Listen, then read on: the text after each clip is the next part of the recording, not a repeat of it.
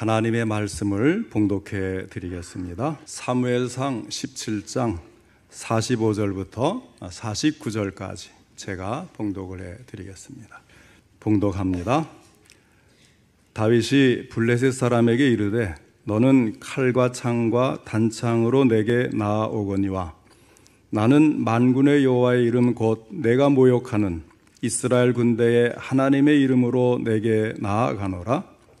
오늘 여호와께서 너를 내 손에 넘기시리니 내가 너를 쳐서 내 목을 베고 블레셋 군대의 시체를 오늘 공중의 새와 땅의 짐승들에게 주어 온 땅으로 이스라엘의 하나님이 계신 줄 알게 하겠고 또 여호와의 구원하심이 칼과 창에 있지 아니함을 이 무리에게 알게 하리라.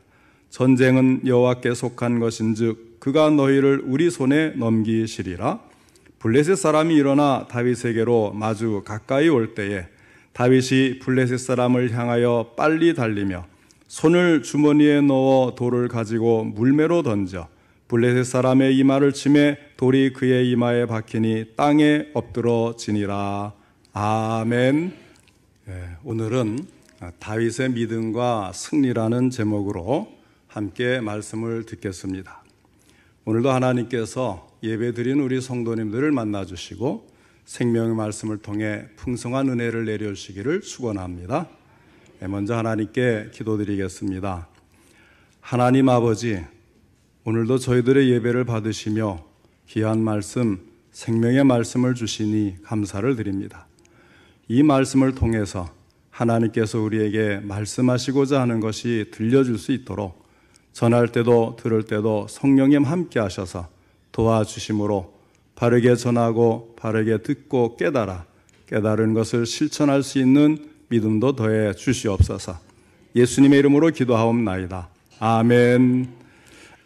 오늘 우리가 읽은 사무엘상 17장 말씀은 블레셋 사람들과 이스라엘 사람들이 한판 승부를 가리기 위해서 진을 치고 공격의 기회를 기다리고 있을 때에 일어난 사건을 기록한 말씀입니다.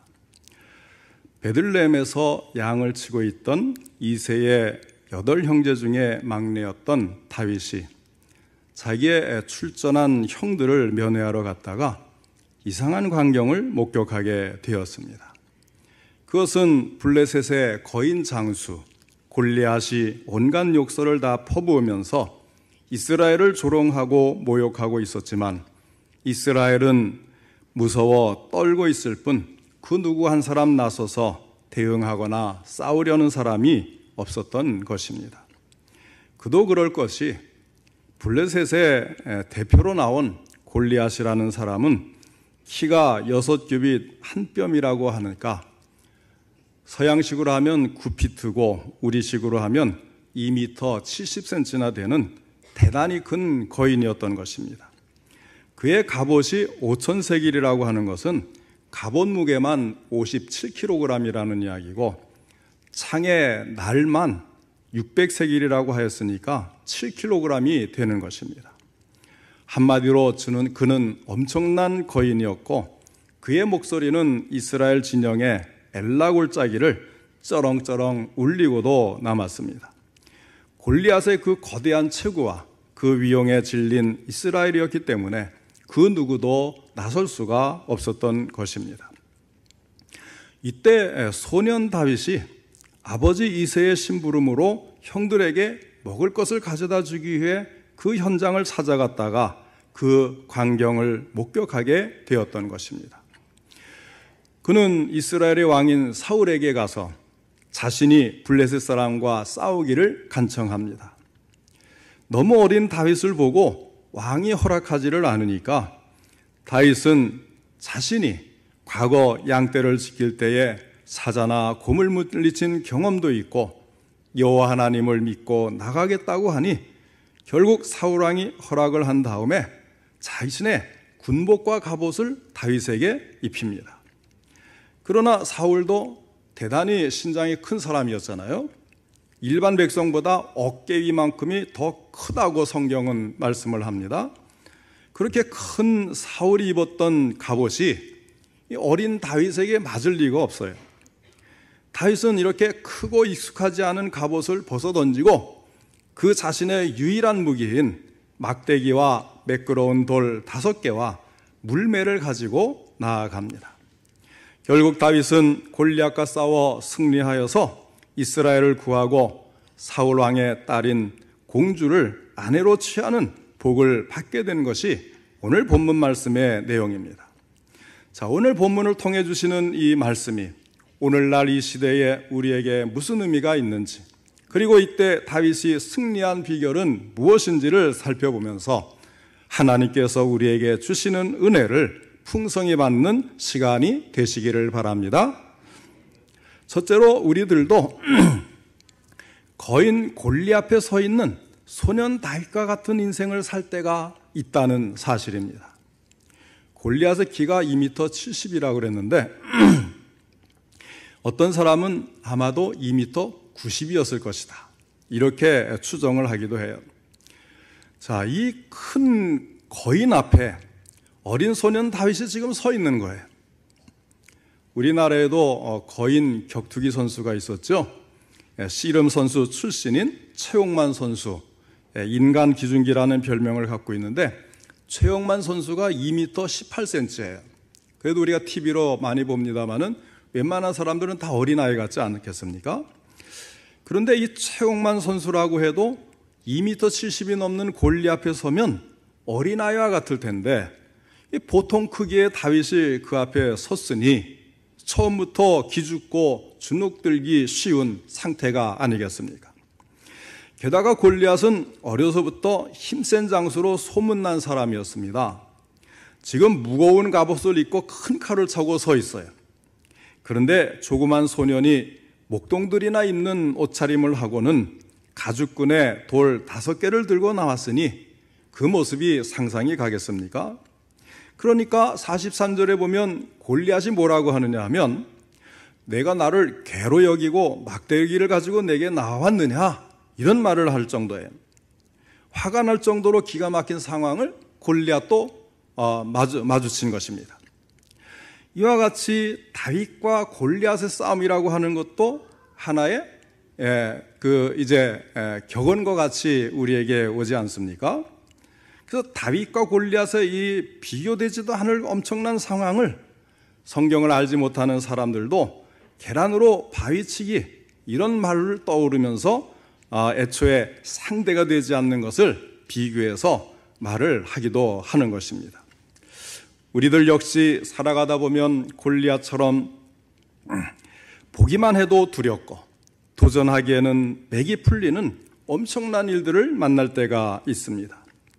큰 사고가 골리앗이 되어서 나를 누릅니다. 고치기 힘든 질병이 골리앗으로 나타납니다. 사업에 큰 어려움이 생겨서 골리앗처럼 나를 괴롭힙니다. 자녀 문제가 골리앗처럼 고민을 안겨주는 경우도 있습니다.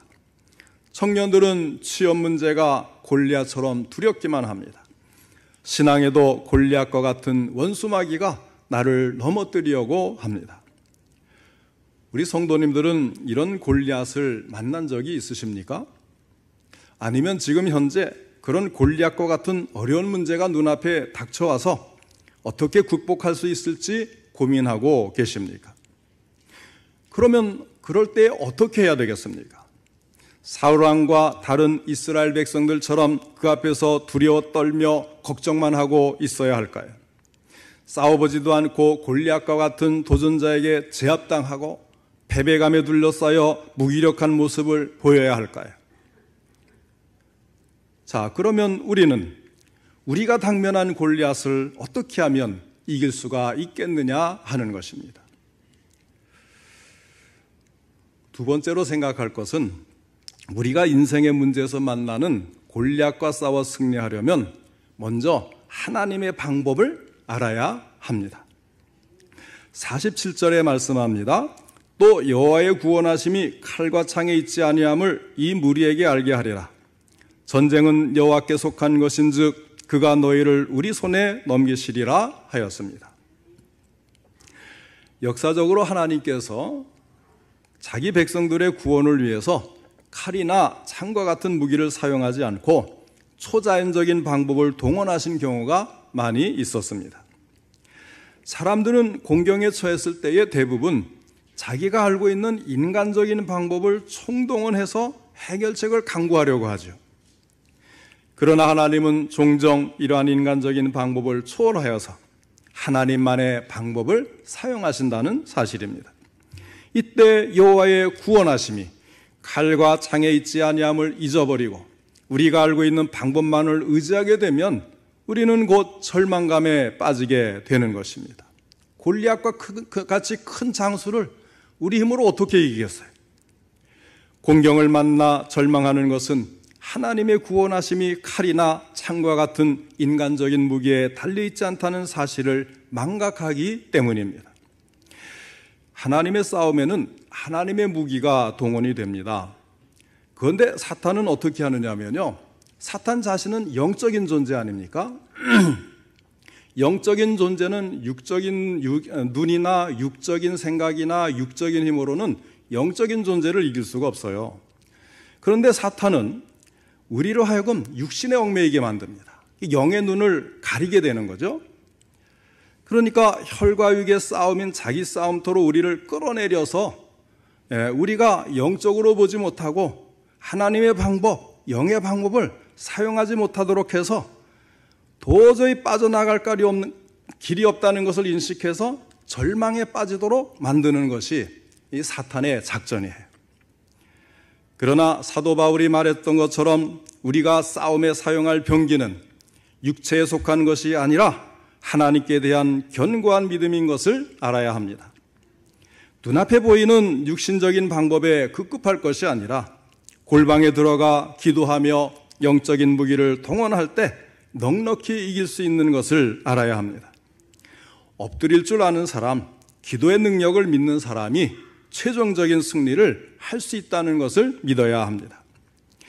하나님께서 주신 이러한 영적인 무기를 사용해서 적과의 싸움을 육신의 싸움터에서 영의 싸움터로 끌어올릴 때 능히 감당하지 못할 싸움은 없는 것입니다. 고린도후서 10장 3절로 4절에서 바울은 우리가 육신으로 행하나 육신에 따라 싸우지 아니하노니 우리의 싸우는 무기는 육신에 속한 것이 아니요 오직 어떤 견고한 진도 무너뜨리는 하나님의 능력이라 말씀을 하였습니다.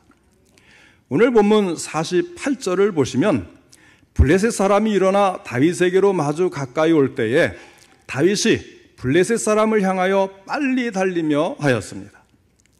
하나님이 기적적으로 자신을 도와주시고 이기게 하실 것을 아는 다윗은 조금도 두려움 없이 거인을 향해 빠른 속도로 달려나갔습니다. 이어서 49절로 50절에 그 결과가 어떻게 나타났습니까?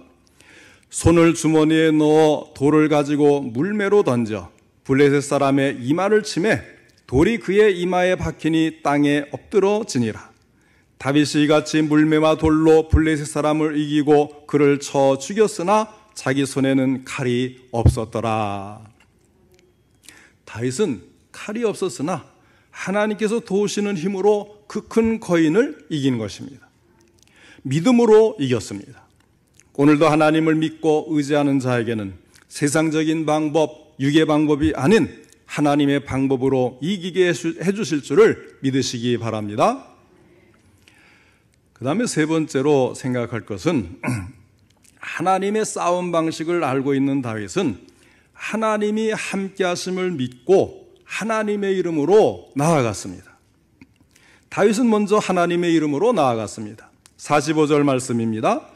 다윗이 블레셋 사람에게 이르되 너는 칼과 창과 단창으로 내게 나아오거니와 나는 만군의 여호와의 이름 곧 내가 모욕하는 이스라엘 군대의 하나님의 이름으로 내게 나아가노라 하였습니다.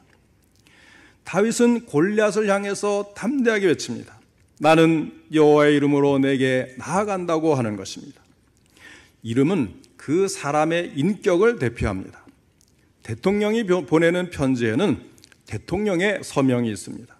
그 서명은 곧 대통령의 권한과 권위를 상징하기 때문에 대통령의 뜻이나 생각을 전달하기에 충분한 것입니다. 마찬가지로 하나님의 이름을 믿는 것은 하나님의 실제 그리고 그 실체를 믿는 것입니다. 다윗은 하나님의 실체를 본 일은 없었지만 하나님을 믿고 의지했습니다. 그리고 그 이름을 믿었습니다. 시편 20편 7절에서 다윗은 어떤 사람은 병거, 어떤 사람은 말을 의지하나 우리는 여호와 우리 하나님의 이름을 자랑하리로다 하였습니다. 또 시편 118편 10절의 시인도 문나라가 나를 에워쌌으니 내가 여호와의 이름으로 그들을 끊으리로다 하고 고백을 하였습니다. 이 소년 다윗에게는 하나님의 이름을 믿는 신앙이 있었습니다. 여호와의 이름이 세상에서 가장 아름다운 이름입니다. 가장 복된 이름입니다. 가장 강력한 이름입니다. 최고의 권능의 이름입니다.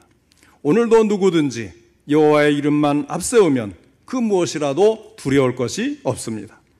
하나님은 당신의 이름을 앞세우는 자와 함께 하시고 반드시 책임져 주시는 줄로 믿으시기를 바랍니다. 그 다음에 다윗은 하나님이 나의 편이 되심을 믿었어요. 자, 여기서 다윗의 이 싸움을 보는 그의 관점이 어떠했는지도 우리가 알 필요가 있습니다. 46절 말씀입니다. 오늘 여호와께서 너를 내 손에 넘기시리니 내가 너를 쳐서 내 목을 베고 블레셋 군대의 시체를 오늘 공중의 새와 땅의 짐승들에게 주어 온 땅으로 이스라엘에 하나님이 계신 줄 알게 하겠고 하였습니다. 여기에 다윗의 중요한 생각이 들어 있습니다. 우선 여호와께서 너를 내 손에 넘기시리니 하였습니다. 그리고 온 땅으로 이스라엘에 하나님이 계신 줄 알게 하겠다고 하였습니다. 이 말이 무슨 뜻일까요? 하나님은 나의 편이시고 이스라엘의 편이 되신다고 하는 말씀입니다. 이와 같이 하나님의 함께하심과 그분이 나의 편이심을 인식하는 것은 매우 중요한 일입니다. 그런데 안타까운 것은요, 많은 분들이 하나님이 나의 편이고 나를 도우시는 분이심을 믿는 것이 아니라 하나님이 나를 대적하고 나를 벌주고 나를 감시하는 분으로만 여기는 데에 문제가 있는 것입니다. 그러나 여러분, 절대로 그렇지 않습니다. 하나님은 우리를 너무나 사랑하시고 우리에게 항상 은혜를 베푸는 그런 분이심을 잊지 마시기를 바랍니다. 사도 바울도 이 사실을 잘 알았기 때문에 로마서 8장 31절에서 이렇게 말씀을 합니다. 그런즉 이 일에 대하여 우리가 무슨 말하리요? 만일 하나님이 우리를 위하시면 누가 우리를 대적하리요? 또 로마서 8장 37절에서는 그러나 이 모든 일에 우리를 사랑하시는 이로 말미암아 우리가 넉넉히 이기느니라 고백을 하였습니다. 바울도 다윗도 하나님이 자기와 함께 하시고 자기를 도우시는 사랑의 하나님이심을 깨닫고 믿고 있었습니다.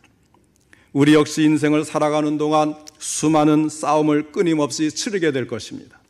그 중에는 골리앗과 같이 너무도 큰 인생의 문제와 부닥칠 때도 있을 것입니다. 그럴 때에 다윗과 같이 올바른 관점을 가져야 하는 것입니다. 하나님이 우리를 위하시고 우리 편이 되신다, 나의 편이시다, 이 사실을 인식하는 것은 싸움의 승패를 좌우하는 결정적인 요인이 되는 것입니다. 우리의 편이신 하나님께서는 그분의 무한하신 능력들을 우리가 사용할 수 있기를 원하십니다. 또 우리가 넘어졌을 때에도 우리를 도와주시고 일으켜 주시기 위해서 우리 곁에 서 계시다는 점을 깨달아야 하겠습니다. 사랑하는 성도 여러분, 하나님은 우리를 위하시고 우리 편이십니다.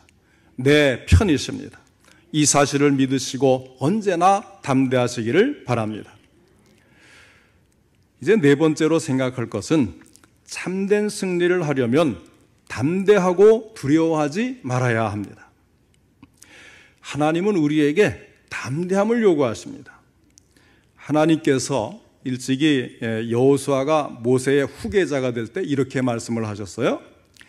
내 평생에 너를 능히 대적할 자가 없으리니 내가 모세와 함께 있었던 것 같이 너와 함께 있을 것임이니라. 내가 너를 떠나지 아니하며 버리지 아니하리니 강하고 담대하라. 두려워하지 말며 놀라지 말라. 내가 어디로 가든지 내 하나님 여호와가 너와 함께 하느니라. 모세가 대단한 사람 아니겠어요? 그 위대한 모세가 세상을 떠나고 여호수아가 이제 가나안 땅으로 들어갈 이스라엘을 이끌어야 되는 이런 순간에 하나님은 여호수아에게 어디로 가든지 너와 함께 할 테니 두려워 말라, 강하고 담대하라, 이렇게 격려를 해주신 것입니다. 다윗이 골리앗과 싸울 당시에 왕이었던 사울왕은 강하고 담대한 마음이 없었습니다.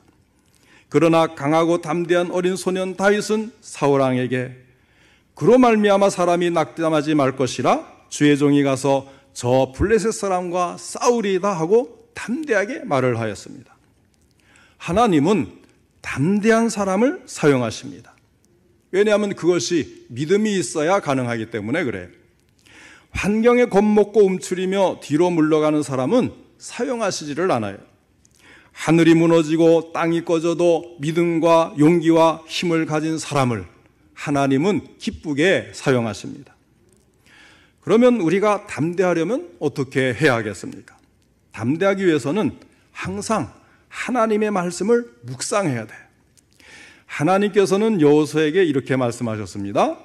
이 율법책을 내 입에서 떠나지 말게 하며 주야로 그것을 묵상하여 그 안에 기록된 대로 다 지켜 행하라. 그리하면 내 길이 평탄하게 될 것이며 내가 형통하리라. 가나안 땅을 정복해 들어가는 여호수아에게 많은 군대를 주겠다. 너는 군대를 잘 양성해서 무기를 모으고 그들을 이겨라. 이렇게 말씀하신 것이 아니고 하나님의 말씀인 율법책을 내 입에서 떠나지 말게 하고 주야로 그것을 묵상하라 그랬어요. 그래서 묵상하는 것을 그대로 지켜 행하면 길을 평탄하게 해주신다는 거예요. 형통하게 해주신다는 거예요. 우리가 말씀을 가까이 하고 그 말씀이 살았고 운동력 있는 이 사실을 체험하면 우리는 하나님의 지식을 얻고 하나님을 의지하여서 범사에 두려워하지 않을 수 있는 담대한 마음을 가질 수가 있게 되는 것입니다. 또한 깊은 기도를 해야 합니다. 기도는 하나님과의 대화입니다. 어떤 어려움이 닥쳐도 하나님 앞에 기도드리면 마음의 염려와 근심과 불안과 초조와 절망이 다 바람에 물러가는 구름같이 사라지고 용기와 담력이 생기는 것입니다. 기도를 해보신 분들은 잘 알 거예요.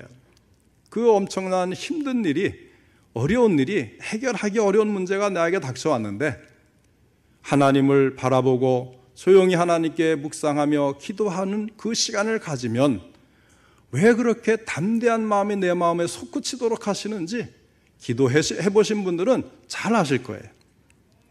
그래서 빌립보서 4장 6절로 7절에 이렇게 말씀하지 않습니까? 아무것도 염려하지 말고 다만 모든 일에 기도와 간구로 너희 구할 것을 감사함으로 하나님께 아뢰라. 그리하면 모든 지각에 뛰어난 하나님의 평강이 그리스도 예수 안에서 너희의 마음과 생각을 지키시리라. 걱정 없이 담대하게 해주신다는 거예요. 물론 그것으로 그치지 않으시죠. 신기하게도 놀랍게 문제를 해결해 주시는 주님을 만나게 되는 것입니다. 그리고 우리를 도우시기 위해 우리 가운데 계신 성령님을 늘 인정하고 의지해야 되는 것입니다.